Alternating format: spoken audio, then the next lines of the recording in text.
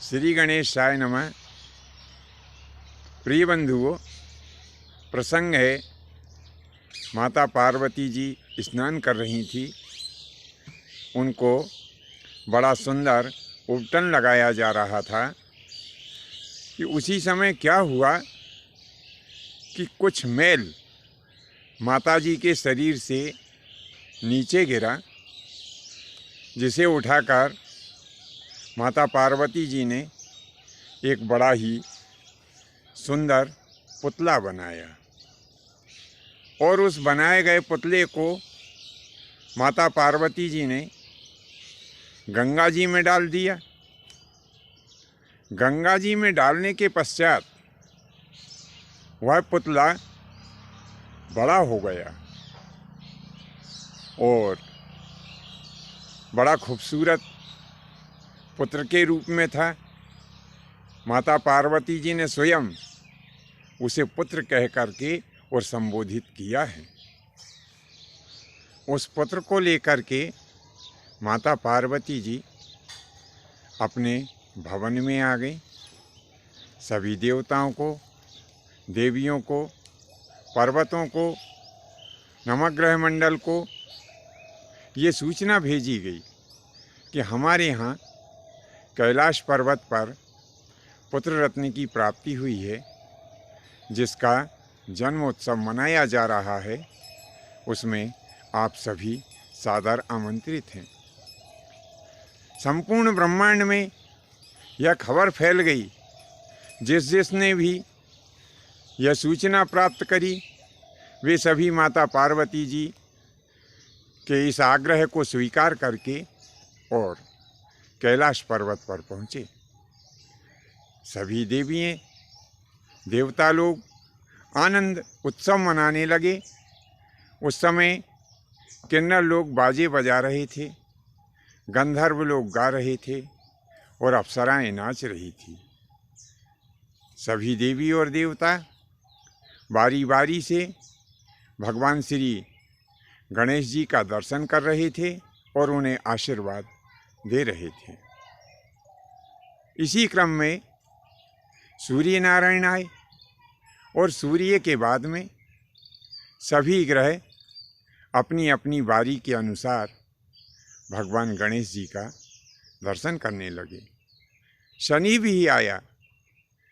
शनि बिल्कुल नीचे नेत्र किए हुए था और हाथ जोड़े हुए था।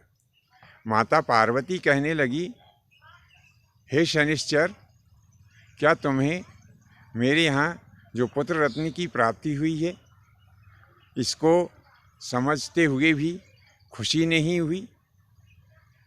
तुम मेरे पुत्र का दर्शन क्यों नहीं कर रहे हो?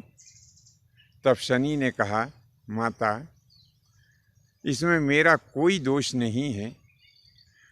मेरा निर्माण ब्रह्मा जी ने ऐसा किया है कि जिस स्थान पर मैं बैठता हूँ उस स्थान का भला करता हूँ और जहाँ मेरी दृष्टि जाती है मैं उस स्थान को नष्ट कर देता हूँ। पार्वती जी कहने लगी, बातें मत बनाओ। यदि पुत्र का दर्शन नहीं करना है तो स्पष्ट कहो, अन्यथा तुम्हें मेरे क्रोध का सामना करना पड़ेगा। शनि मजबूर हो गया।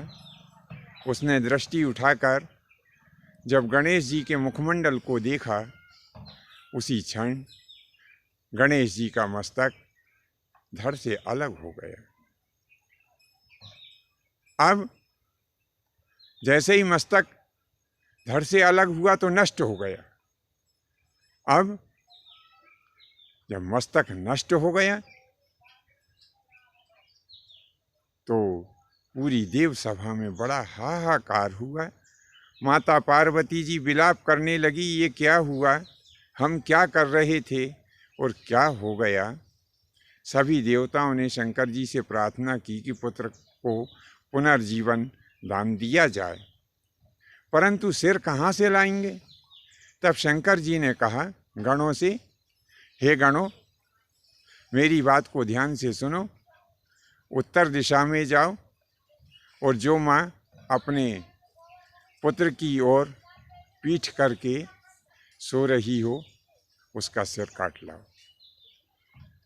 शिवगण उत्तर दिशा में गए और काफी दूर जाने के बाद उन्हें एक हथनी अपने बच्चे की ओर पीठ करके सोई हुई दिखाई दी।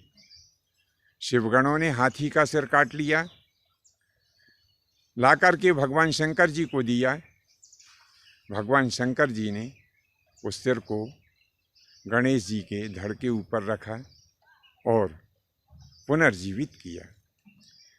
सभी देवलोग गणेश जी के पुनर्जीवित होने पर बड़े खुशी थे, परंतु माता पार्वती को दुख हुआ। कितना सुंदर पुत्र था, अब हाथी का सिर लग गया। सभी देवगण माता की इस पीड़ा को समझते हुए और गणेश जी को आशीर्वाद दिया कि आज से तुम गणों के पति होगे, तुम्हारा नाम गणपति होगा। प्रत्येक शुभ कार्य में सर्वप्रथम तुम्हारी पूजा होगी। जब तक कि तुम्हारी पूजा नहीं हो जाएगी तब तक हम देवगण कोई भी पूजा स्वीकार नहीं करेंगे। तुम्हारे स्मरण मात्र से सभी विघ्नों का नाश होगा। ऐसा आशीर्वाद दिया। तब से गणेश जी की पूजा सर्वप्रथम होती है। लेकिन गणेश जी के इस अद्भुत रूप को देख करके चंद्रमा को हंसी आ गई। चंद्रमा को हंसता हुआ देख करके गणेश जी ने क्रोध किया, उसे श्राप दिया कि तुम कलाहीन हो जाओगे। चंद्रमा को अपनी भूल मालूम हुई, गणेश जी के चरणों में गिर गया, प्रभु अपराध को क्षमा करिए। तब गणेश जी तो दया के भी सागर हैं, क्षमा किया, परंतु श्राप का एक अंश छोड़ दिया। चंद्रमा से कहा कि 15 दिन तुम घटोगे और 15 दिन तुम बढ़ोगे। ऐसा उसे कहकर के और क्षमा भी कर दिया। शनि आया, शनि ने कहा प्रभु मेरा कोई अपराध नहीं है। यद्यपि उस समय शनि नीची निगाह करके ही और गणेश जी से ऐसी प्रार्थना कर रहा था कि प्रभु मेरा कोई अपराध नहीं है। माता ने आग्रह किया था कि मैं आपका दर्शन करूं, इसीलिए मैंने दृष्टि उठाई थी।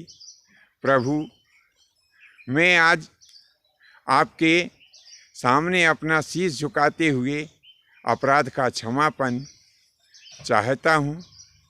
हे भगवान, आज से जो भी प्राणी आपकी पूजन करेगा उसे मेरी अशुभ महादशा, अंतर दशा और गोचर दशा में कभी भी मैं कष्ट नहीं पहुंचाऊंगा।